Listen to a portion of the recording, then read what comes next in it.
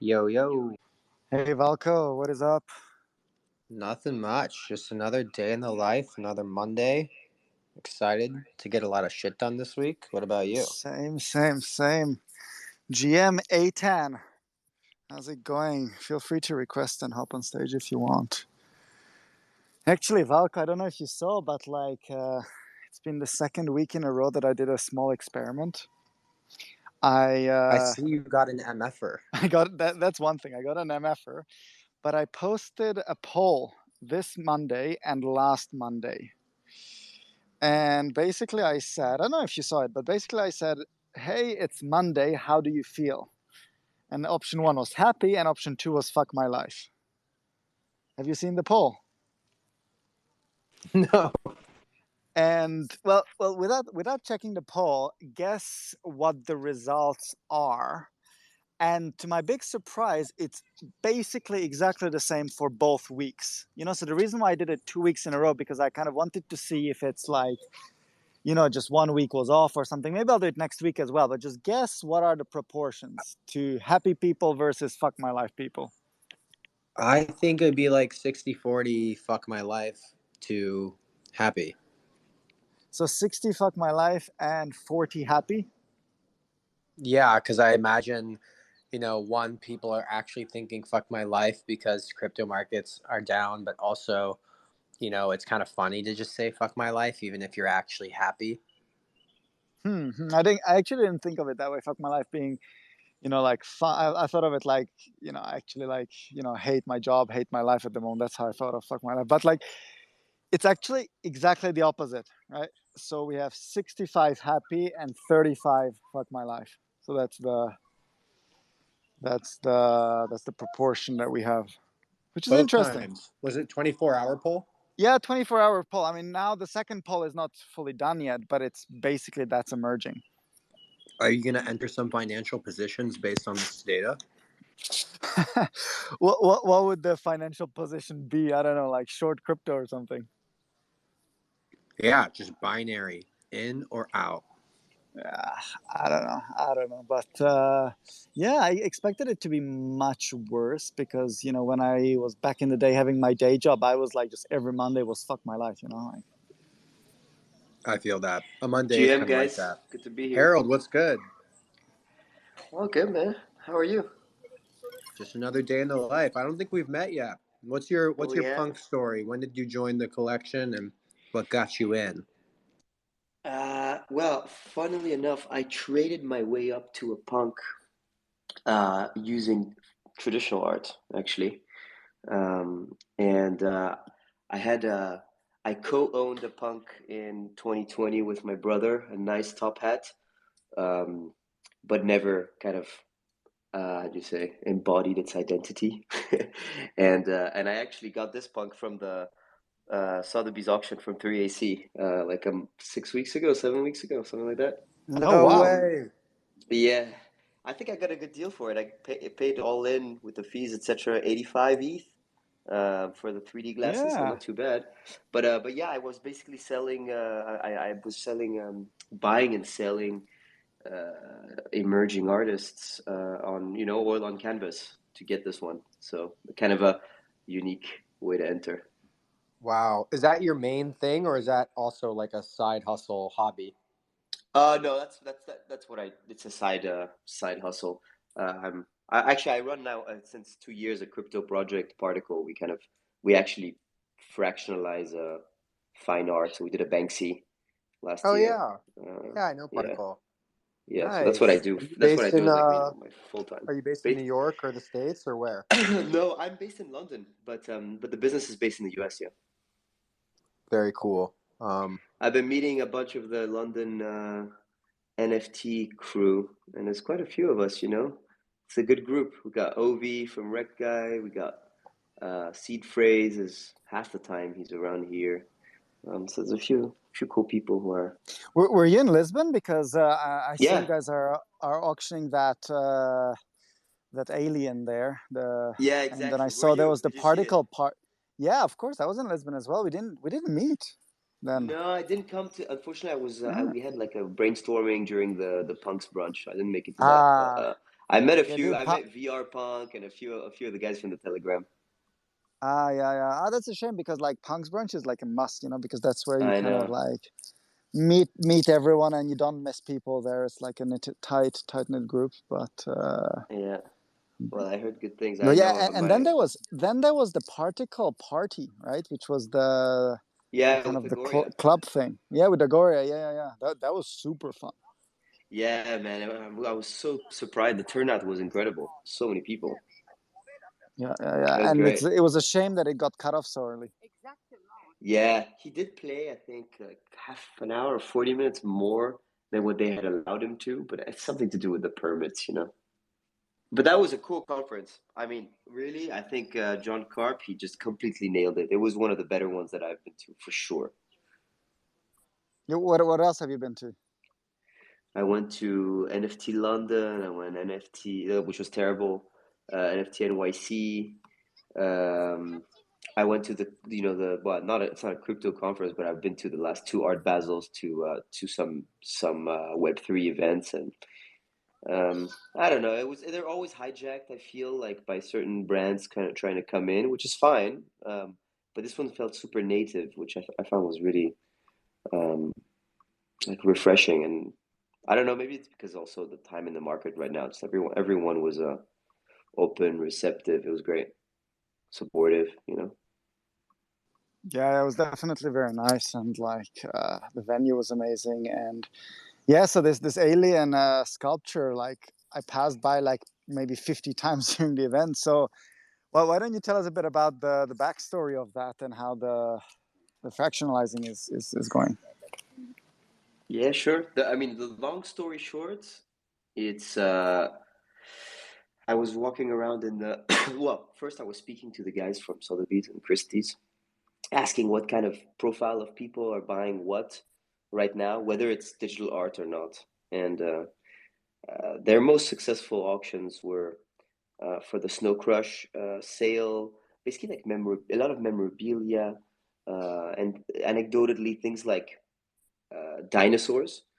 Museums can't buy dinosaurs anymore because basically individuals are just jacking up the price at auction, and museums can't compete with their budget. So it's like you have it's nothing cooler kind of to say, hey, come over, I got a T-Rex in my living room. Um, People want to say that more than now say like I've got the canned tomato soup by Warhol. Like it can, dinosaurs go for that much. I think about that. I was walking around in Zurich, and I saw the alien sculpture in a gallery, and I didn't put two and two together at first, but after a while, I said, you know what? I called them back. I asked if they had any offers, and they did. But we negotiated for the seller to sell it through Particle. Yeah, and so we're selling it as 500 particles or NFTs. They're basically ownership of the whole sculpture, and yeah, the protocol that we built is essentially transparent, decentralized ownership of well, any asset, but right now focused on fine art. And so has the sale like already happened, or it's Ongoing. It's after? tough out there. It's ongoing. So we've sold 100 of the 500 particles, Yeah. and I think And it's going to be a each slow burn. particle is $1,000, correct? Yeah, exactly. We have the punk Yeah. discount where we waive our fees of platform fees of 20%. Yeah. Um, but right now that's passed. But of course, anyone can just DM me and I can apply the discount. But And so yeah, we'll if you see. get to It's crazy because the Banksy it was bought honestly at the top, at the top of the market, like top of the art market, top of the crypto market, and because it was the craze of the bull run in like end of it, but basically peak Jan 21, you had people like throwing money at anything, and so we sold a $15 million Banksy, and now it's a $500,000 sculpture that's really good value. We know the market. We know we got it for a very good price. We know that there's edition 1 of 6. There's edition 5 of 6 that's going to be sold for $1 million at the end of the year. So it's just a completely other ball game in terms of value, and it's like way slower to sell.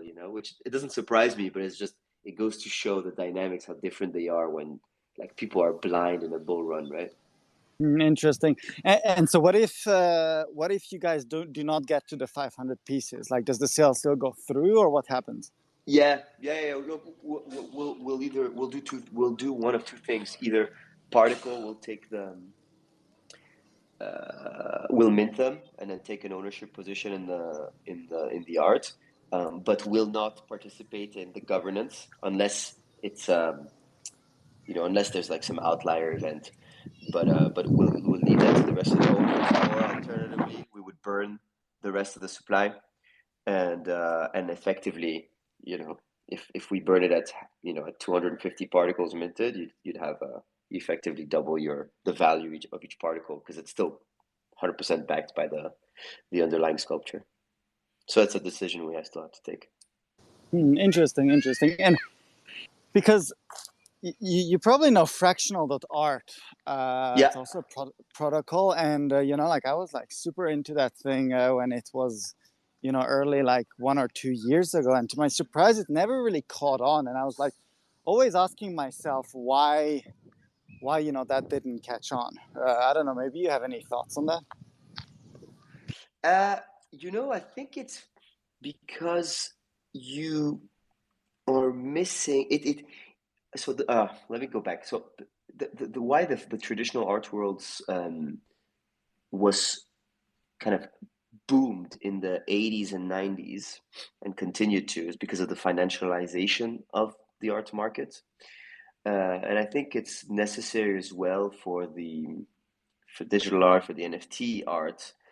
But when you're fractionalizing, you're if you're doing it with investment in mind, very few people make money investing in art, and so I think that's why we've taken a different approach, which is collecting experience. And I know it sounds the same, but I think for me it's an important nuance, because of course when you collect, there's an investment of money in art, but when you're taking the approach of collecting, which has more of a community angle to it, and where the art comes first, not its financial value, then I think you can build something that has more legs and can stand the test of time a little more. An example is that art funds, for example, they haven't made money. It's very few have made money in the last 100 years. I think it's only the handful. It's because they were early in Warhol and Basquiat. So why doesn't the fractional art work? Is because you didn't have this feeling of true ownership. You have and ownership enhances the Yeah. enjoyment of art, right? And so you just have an ERC20 token. It's the same as if with Masterworks. I'm sure you've had ads for that. You own shares in a SPV that owns the art. You're so far removed from it. So we did ERC721.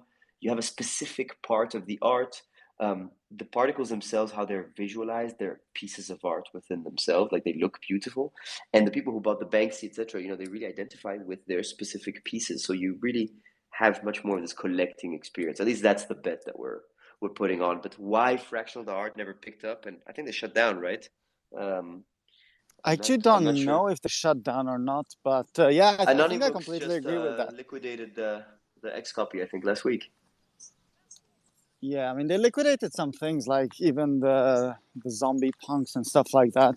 But I think the ownership, the feeling of ownership, is the key point here. Is that I love zombie punks, but personally, I wouldn't, I don't know, invest 10K in a share of a zombie punk, because you cannot really like rock it on Twitter, or like Exactly. can you go to a punk's brunch if you own no punks, but you own like a fraction of a zombie? Like, it's kind of like this weird twist to it. Exactly, and with punks, even less so, I would say, right? Yeah. And I guess the idea was that you would put it in some sort of portfolio allocation type thing, but I don't know. Because then you have NFTX as well, right? Which then uses this pool mechanics for Florida, and then of course Blur came along. I don't know. I think Blur is the best attempt at the moment to. I mean, well, they're not really fractionalizing, but they're kind of bringing this allowing like blending, tokenization right? style. Yeah, they're doing this tokenization, like basically NFTs are tokens, kind of. But No, yeah, the way, interesting. I think what's good is like if you have people come together often to buy art, um, to get not in like a yes, it's an investment again, but it's like, 3, 4 people. Often you have groups in traditional art, they buy art together. um, and then either they put it in their homes and they pass it around, or I guess they loan it to museums, to galleries. That's kind of more what you're trying to do. You're still part of a community of people that own the art together. With NFTX, with fractional, you don't know the people who bought the thing with you, and like you said, whatever, you just put 10K into a alien punk, and you kind of forget about it. So it's much less art centric. But And Yeah, and I always viewed NFTX as just like a means to get exposure to punks when you can't afford an entire punk, and you get broad based exposure as opposed to singular punk exposure. And so for me, it's just can't afford a punk. This is your way in, or want a dollar cost average yeah, punks to your next punk. This is a good way. true. yeah, but the fees are so bad on FTX. Like you pay, I don't know, 5 to 7%. It's really like kind of Yeah. kills it. You pay 5% fee plus the gas fee. Like it's horrendous. You cannot really buy $200 of punk token because it's just like it feels shit. So I think that's why I didn't really catch on that one. But so wait, one quick question to you, like, Particle, there's always this element of trust, right? Let's say you guys sell out these 500 token or 5,000 tokens, uh, then someone owns the piece. And so how does the off-chain ownership kind of link to the on-chain ownership? Like there's a Yeah. trust piece over there, right?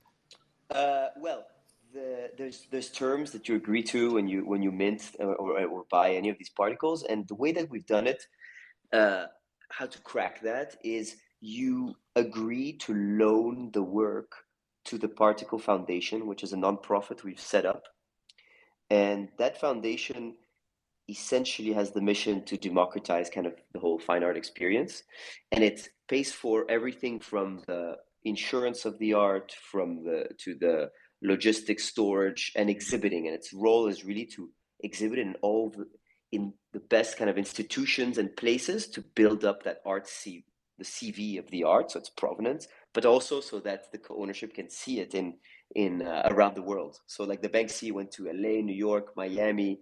It's now going to the UK at a street art exhibit, and then it's going to MoCo in Barcelona and Amsterdam. So it does all of that. It's been funded by a grant of $500,000. It also gets a portion of the secondary sale, kind of royalties. But you're basically agreeing that, or delegating most of the administrative costs, or all the administrative costs and most of the administrative decisions around the art to an entity that, let's say, are experts in that, which is this foundation. But if an offer comes to, you say, fuck, I don't care about the particles, I just want the whole sculpture, you can make an offer on our platform. Everyone votes, the majority votes yes, it's a drag along, and then you actually burn your NFT to get your particle, to get a portion of that, your pro rata portion of that accepted offer. That you actually decide on. Then, let's say you don't want it to be with the foundation, you want to move it somewhere else. There's a governance process that allows you to make a proposal, and then if you have if you get the majority, then we have to kind of enact it. It's in the bylaws of the foundation. It has to enact whatever comes out of that governance process. So even with one particle, if you can convince everyone else in the co-ownership of the alien to put it in your backyard, in your backyard it would go. Yeah, makes sense. Makes sense. Interesting. Yeah. Yeah, but then that was the hard thing, is like these DAOs to get people to stay up To to date and to participate. vote. Yeah, man. Yeah, Of course. Of And course. just maybe a quick question to you, like, why did you choose to buy your punk through what was it, Sotheby's? Like, why not just the usual way? I was talking to Punk OTC, looking for a punk, and then the opportunity came up, and mostly it's because I had USD, and I didn't have to close any positions. I didn't need to do anything. I had US dollars from my art trading, and decided to. So in like a traditional bank account, kind of. Yeah, exactly. And what was the fee for Christie's? Because I think they're not cheap. No, 25%. I mean, that's crazy, isn't it? Yeah. Is that in Yeah, that's why addition to it's the pretty purchase nuts that I amount? got it. That's a buy side Huh? fee on top of the purchase? Yeah, exactly. Yeah. So you paid So 85 ETH with or without those fees? all in with. It doesn't sound too bad. So that without the fees, it's probably like a 60 ETH punk, which is yeah. I mean, Which for 3D is very good. yeah. I don't So think there's what been anything. what was your criteria on selecting your punk?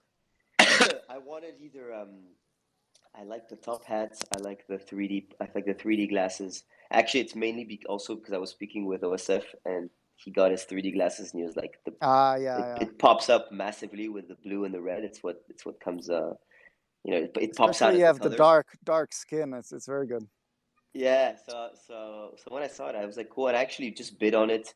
It's very easy to bid on the Sotheby's platform. It's just like you just click. You don't have to have anything, right? Of course, you're bound to some terms, but it's easy for it to get out of hand. So I just bid before the auction was happening, and it was the last lot after that big Fidenza sale, and no one bid on it. Maybe I don't know. Either I got lucky or everyone closed their. They weren't looking after the $500,000 sale or 750 it was for that Crazy. the Fidenza. Yeah, so I'm very happy with it. But yeah, I could have definitely bought it. On chain elsewhere. I actually still don't have it in my wallet. They have yet to transfer it to me. Wow. So I think they're doing it today, and it's been like almost 2 months. That's crazy. Yeah. Well, why the delay? Like, what's the reason? The reason is like just simply that I Like the delay of the process the for them. transfer. It's process for them. Finding a time to get together to like because the transfer has to be done. I think over Zoom with different people there so that they're sure Oh that my it's going to the god. right address, etc. Oh my Because god. imagine Yeah. they can fuck up, then it's over. I really wonder what their security protocol is. I hope they're not just running like a MetaMask hot wallet. That would be hilarious. I don't think it's that bad, but I don't think it's state of the art kind of security kind of measures that they're taking. I think it's a very Oh, straightforward we kind need of to get set them us connected with like I don't know, Fireblocks or Ledger Vault or Safe, formerly known as Gnosis Safe. gnosis, yeah. Speaking of which, guys, have you heard of this collection that I discovered 2 days ago personally, called the Lost Robbies? Yeah. That like really That's rings a it was a bell. free mint from Christie's, right? Yeah. Yeah. Let me find the tweet. But like, what do you know, Freeman from Christie's? What tell us what you know, and then I'll tell you my angle on it. What do I know? I know that they were giving them out for I'm not sure. Tell me if I'm wrong, but from what I remember, they're giving them out to people who were present. There's only a few hundred of them, and it's something like a what an AI model's take on a nude like Renaissance painting, something like that. Um, I know like a few interns Yeah, and not stuff that bad, worked at Christie's. not They had bad, them, but yeah, that's you know more than me clearly. not bad.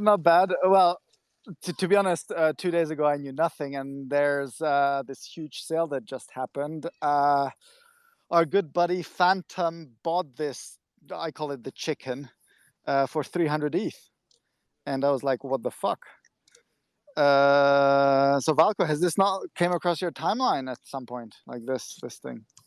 I definitely remember seeing Lost Robbies, but I didn't realize this is what they were. What are we talking about cost wise for these?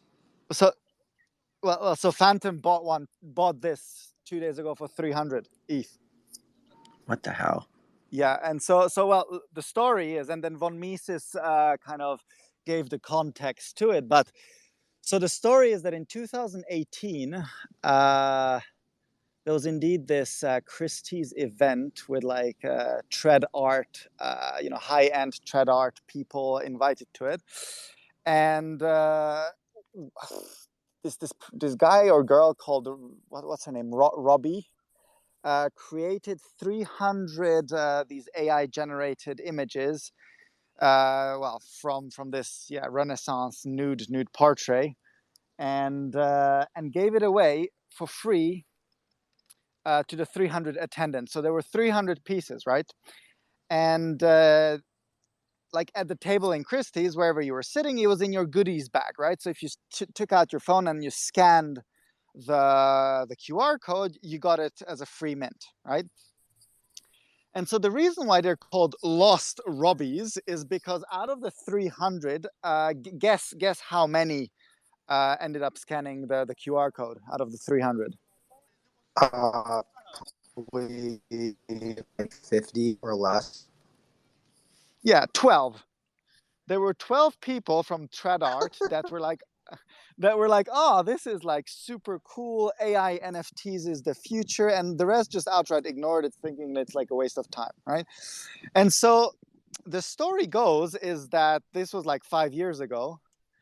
And since then, those 12 have become like insanely desirable with this backstory of, oh, TradArt ignored, AI generative NFT art, right, from 2018. And now it's like present in the biggest like NFT collectors collection, like 6529, OSF has one, Mr. 729 has one, like one confirmation has one. So basically all the big guys have one, but the supply is 12, right? So so anyways, You think if you find a QR code, you can still claim, or it's done? yes, and so that's the legend. That's this part of the unknown thing, that there's like still 200 and I don't know 80 that are just like, if you find that piece of paper somewhere, then you can essentially claim one of these. And but yeah, I was just trying to wrap my head around. And by the way, 3AC owned one as well. So Token Angel had one, Von Mises, and like it's just this very very exclusive like group of collectors. And I was basically talking to Scribs about this morning, and I was just trying to get the fucking thesis behind this. Why would you? Because it's like super super illiquid, right? And by the way, I think it was one of the first super rare mints, right? So super rare back then was like a very small kind of NFT platform, and they were kind of present in this Christie's event, and I think if not the first, one of the first mints on super rare. So anyways, that's the backstory of it. I thought it was interesting. I don't know, bit of NFT education right there. Yeah, you're shooting yourself in the.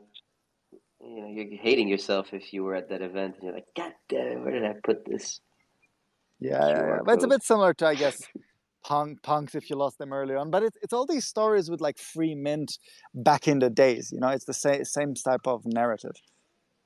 Yeah, I don't see I the guess we're nude, gonna go honestly. They look like for chicken, like you QR said. codes then. Wait, repeat, Falco. You cut off there.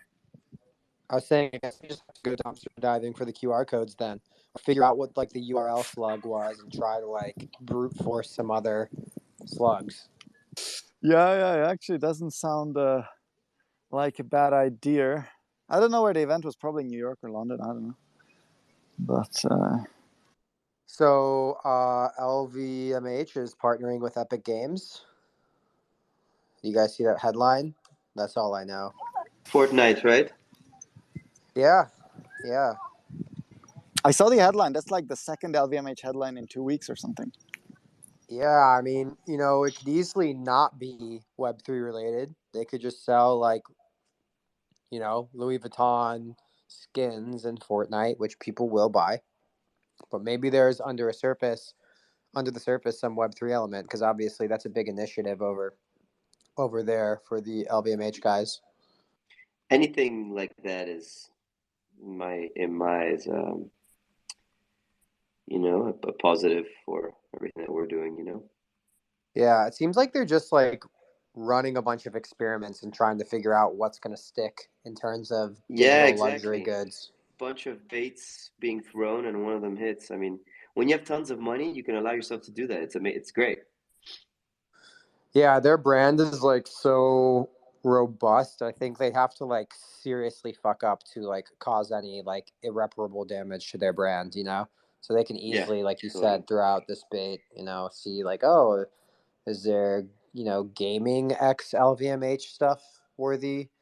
Maybe. Was there, Web3 X LVMH? I mean, I think they've already proven that there's like definitely interest there. Whether or not there'll be like long term sustainable business there for them is yet to be proven. But I mean, as far as I see it, they got to figure that out, or on a certain time scale, they are not going to make it. Yeah. I mean, I think they'll figure out because they've been around for a while, and the CEO guys, Tiffany and Tak Hoyer, like the Arno family. They're probably quite young in the NFT space as well a bit. So, but what I find interesting is that every time there's an announcement like this, they actually put their brand name to it, right? So there's probably like an internal little team dedicated to this stuff, which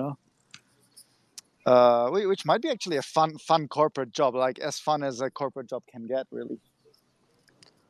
Yeah, I mean, if you could get me in the seat of any big like Fortune 500 company or even privately owned company of similar scale and just give me the opportunity to run wild ass experiments with their IP within the realm of Yeah, Web3, yeah, yeah. that would be such a fun job. I mean, granted, you probably have to put up with a shit ton of like bureaucracy and red tape and politics. That would be really draining if you're not like into that.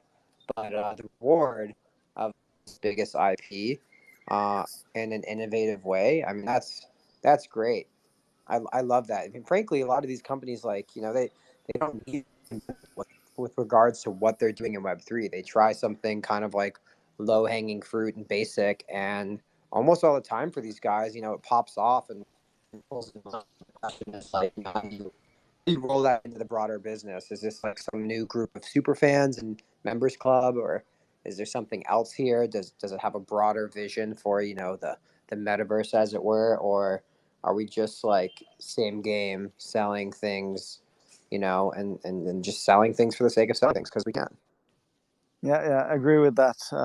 Because you have the reach that you individually wouldn't probably have. So, but by the way, Valko, this reminds me of like a couple of months ago we were speaking, and you said, "Oh, that you're working for uh, 2, 3 big I don't know companies or brands, kind of privately." And then you were like saying, "Oh, that at some point you will kind of become more public about that." What's the update on that? Yeah, uh, I have one pretty large DeFi protocol that I'm working with that I want to share more information on. I'm not authorized to like disclose that yet. I can get into reasons more offline, but hopefully one day, because it's a very exciting project that I think is collectively good for DeFi. So to be And you, continued. yeah, I mean, it would be fun to hear to kind of like elevate, like you could like further push the brand from your profile as well. Could be interesting. Yeah, no, 100%. It's good to get logos on the V3 Consulting website too. Helps get more business and stuff. Yeah, Guys, yeah, yeah. tell me about Punk's Roundtable a little bit more about it. And I've listened to it a couple of times, but what's the goal with it? And you guys hold it every day or every week. What's Yeah, the so lowdown? we're doing it every Monday and every Thursday at 11 a.m. Eastern. And it kind of originally started with like me and Mr. Forever have been kind of like on a Twitter growth journey together. And we are always bouncing ideas and strategies on how you grow. And there's certain things that people tell you need to be doing. And Twitter Spaces is one of them. So it kind of started just from like, well, we should be doing this for our growth and our, building digital leverage and blah, blah, blah, and connecting with people and getting more ideas and yada, yada, yada. So I think we were starting to look at a certain point. We had kind of agreed amongst ourselves, like, okay, like we should do this. Like, what the hell is it going to be about? So I think after a few back and forths and looking kind of inwardly at what we are doing ourselves, as well as the communities we're a part of, we realized, like we have to do something with punks, and we wanted it to be focused a little bit, I think, on building and entrepreneurship, but we didn't want it to be completely isolated to punks either. We wanted to make sure we could talk about Web3 trends kind of holistically. So, like, in a simple one, we like punks roundtable is it's a group for punks such as ourselves and punk friends to gather and share their collective wisdom with the world, because me and Forever Punks travel and we meet with punks all the time. We do one-on-one calls digitally with punks all the time, and we think they're a really brilliant group of folks for a number of reasons. Some of them are massive innovators in the space. Some of them were early adopters around the block. Some of them made their wealth and success elsewhere and bought the collection later. And it's just this group of people that are either like deeply curious about Web3 and have more recently joined the community. So it's just this awesome community. And so much of the alpha and the conversations generally happens behind closed doors. And we sort of wanted to open that up with the world and talk about interesting, cool things with interesting, cool people. The interesting, cool things being Web3, the interesting, cool people being, the V1 and V2 punks community. I don't know if you have anything to add there, Mr. Forever. It's kind of a long-winded answer, but it kind of naturally just No, but organically that was a formed. good answer. But Here we are, episode 22 or something. Nice. yeah, maybe just to add to that, I personally spend my whole day on Twitter, like scrolling, absorbing news, and it's nice to sometimes just bounce ideas off people, having guests sometimes on stage, hear their stories, and it's also a good way of networking, so yeah. Yeah, what are you working on any projects specifically right now? Well, actually, I'll be having a big announcement maybe tomorrow or the day after tomorrow. So Valko, by the way, Genesis and Forever Punk's community pass holders will have a nice freebie coming their way. So yeah, keep up to date. But other than that, yeah. So foreverpunks.com, we did like a CryptoPunks marketplace with enhanced features to the already existing CryptoPunks website. But yeah, in 2 days I'll be announcing a nice kind of a complementary thing to it, and also like celebrating the 6th anniversary of CryptoPunks. Because by the way, Valko, I have a question for you. The 9th of June was the birth of punks, but that was the birth of the V1 token, right? Right. Whereas the what we know as CryptoPunks today was, I think, born on the 23rd of June. So in your opinion, like what would be considered the birthday? I think that's a really loaded and hard to answer question. maybe I mean, good for a Twitter poll, actually, now that I'm thinking. yeah, I mean, it's Because kind of like because what you are because the token that I am holding and the token you are kind of rocking as a PFP was created on the 23rd of June, right? right. But the image itself was like, let's say, put on chain for the first time on the 9th of June. And probably it was most definitely created even before that. Well, actually, maybe not if they did the generation on that day. But like, I mean, if I had to pick gun to my head, I'd probably pick the earlier date. yeah, I think most people would do that as well, because yeah, last week or 2 weeks ago, it was like "Happy Birthday, CryptoPunks," and it circulated on Crypto Twitter pretty heavily. So Yeah, I know. I was fact checking that because I knew there would be nuance to it, and I didn't want to be like spreading misinformation. And yeah, I dug in. And I was like, oh, this is the V1 date, but I was fine. So I tossed. So the next one's when? It's like tomorrow. it's on the 23rd. What day is it today? No, Okay, it's in okay. 4 days. So basically, if you go on the Punk's website and you go on any Punk and you go to, you know, the claim date, I think it's the 23rd that is. Let me just double check quickly. It's the 23rd that is the original claim date. It's definitely that's like burned in my mind. Scrolling back into transaction history, it's totally the 20. Yeah, 23rd of June. Are you here? Yeah.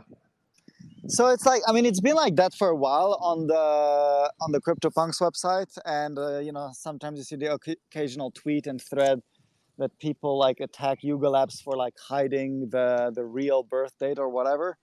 But you know, I mean, that's the official page, and that's when it was Yeah, I claimed. think Really, they're just this particular surfacing token. the relevant blockchain information.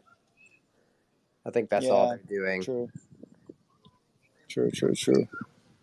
Do you have any V1 punks? I do not, and at first I was like bit like, yeah, thorny about it. But if I would get mine, if I could get mine at like a fair price, I would probably. But it's still not like wrapped, so I don't think the owner exists or is aware of it. So yeah, I don't know. I'm Yeah. not that bullish on them, to be honest. It would just be a nice like lol kind of thing.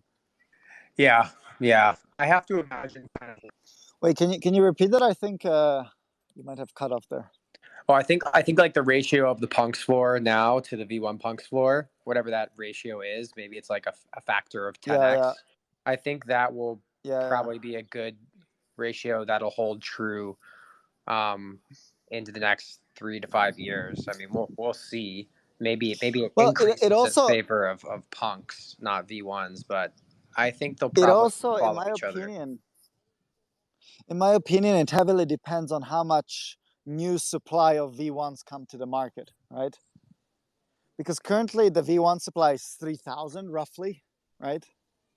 Right. But imagine that suddenly that supply doubles, right? That has a huge impact on what the floor price is. So Yeah, I've got like 3 or 4 V1 punks, including my set for Valco. I don't have any other sets though. It would be cool to get some more, frankly.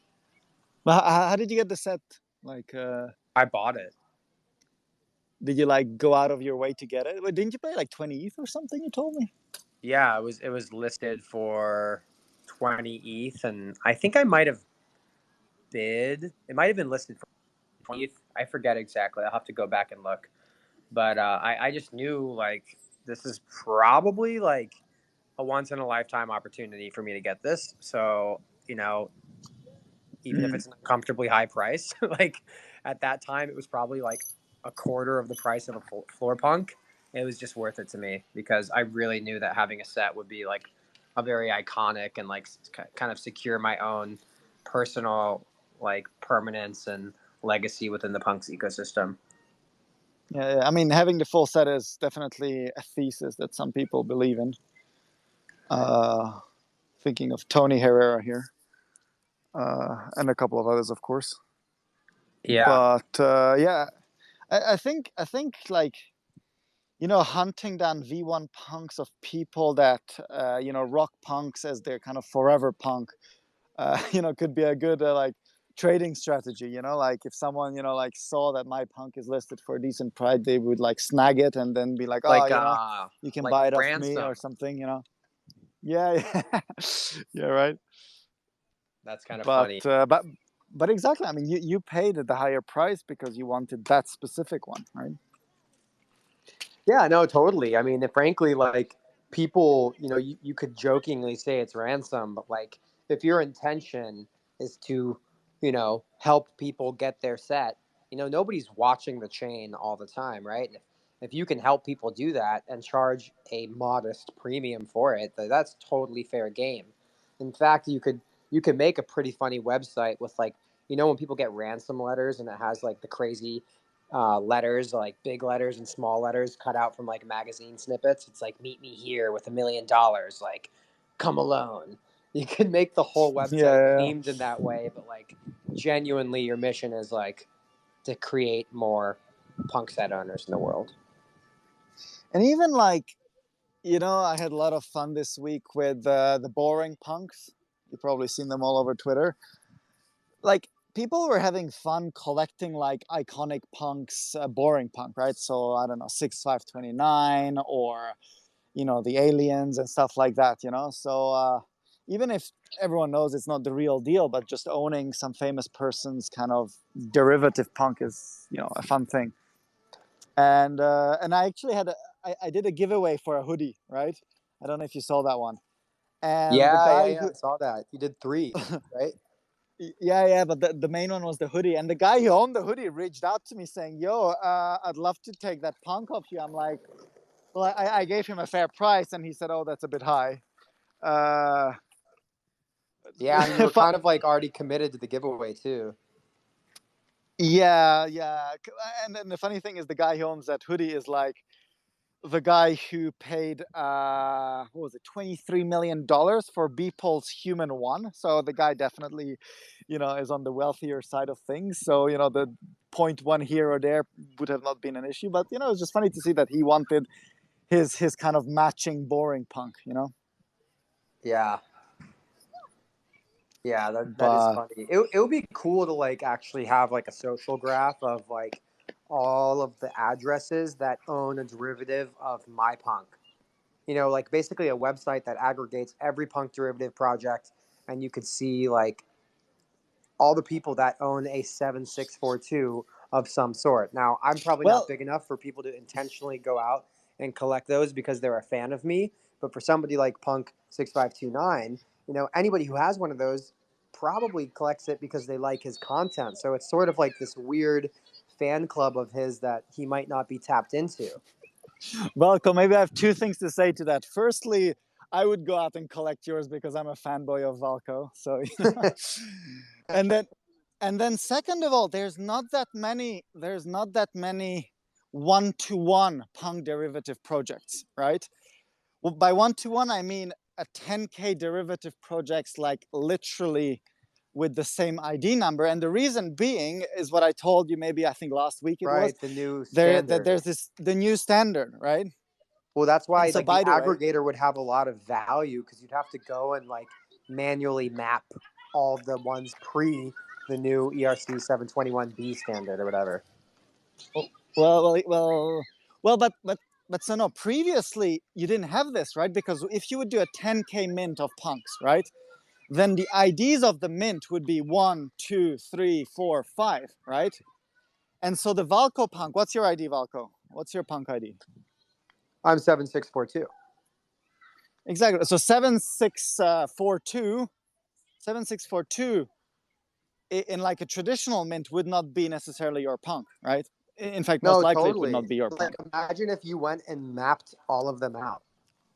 Yeah. Well, anyway, it's a little Easter egg to what the announcement is going to be on our side, on the Forever Punk side. It's going to be related to this in Hmm. 2 days. In Oh, that's two cool. days, It's like it's going to be so much fun. that's cool. And yeah. And yeah, we're going to do something fun for the existing holders, and hopefully a bunch of newcomers. Yeah. How have your Discord efforts been going, by the way? Is that something that's like in prime focus or just something in the background for people to hang out in? I mean, I wouldn't say in prime focus. I mean, it's there. We only have just like one channel, and that's enough, kind of. But I have an announcement channel there. But I think now it's gonna pick up with this new thing. But yeah, probably not as advanced as yours, and definitely not as advanced as it kind of should be. But as a one man team, it's not easy to do everything at the same time. Yeah, I feel that. Yeah, I've got way too many projects. I'm trying to figure out which ones to like take off my plate. That my gift and my curse is that I have a lot of ideas and a lot of passion for all of my ideas. But the curse is that sometimes Yeah, it just spreads you too thin. Got to focus on what's working. yeah. Well, listen. With that, should we call it a day? It's nearly the hour. Yeah. Let's call it a day. Hopefully, we'll see people again on Thursday. Thanks everybody for joining the Punks Roundtable.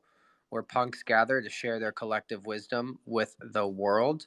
It was pretty fun getting the particle punk up here today. That was a pretty cool story. And I've seen him more active on Twitter as well, so it was nice to kind of finally talk. Hopefully he But gets yeah, his... yeah, man, that's crazy as well. 2 months, I mean, that's a long time. Yeah. All right. Well, Later, guys. thanks, Falco. See you guys. Bye-bye. Bye.